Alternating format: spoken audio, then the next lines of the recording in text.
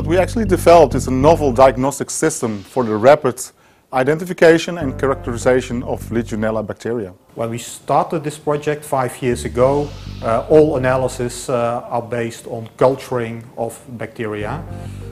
Culturing of this bacterium, Legionella, is very cumbersome. Takes about 7 days to get the result of a first analysis.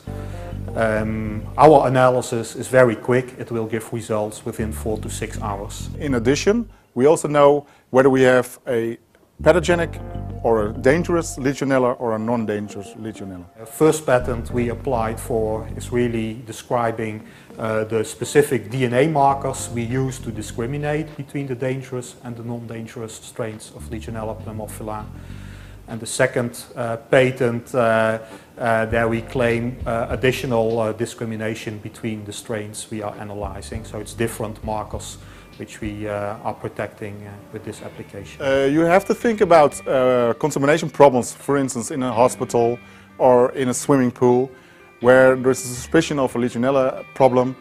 Then you can use our development, our invention to rapidly identify and characterize the Legionella problem. When we did this development together with Vitens, at a certain moment it became clear that we were developing something which could be really commercially successful. My name is Rick Thijssen. I'm working at Vitens, which is the largest drinking water company in the Netherlands. Vitens is one of the key leader in innovations in the control of water samples in the Netherlands.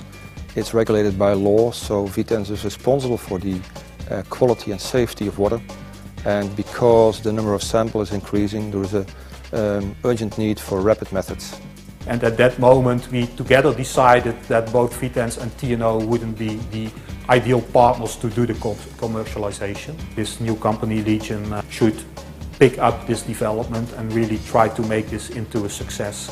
The impact of this technology is already available now. We have shown that the application of this technology is giving the right signal of the risk of health for people involved, but especially it will reduce the cost for the society dramatically.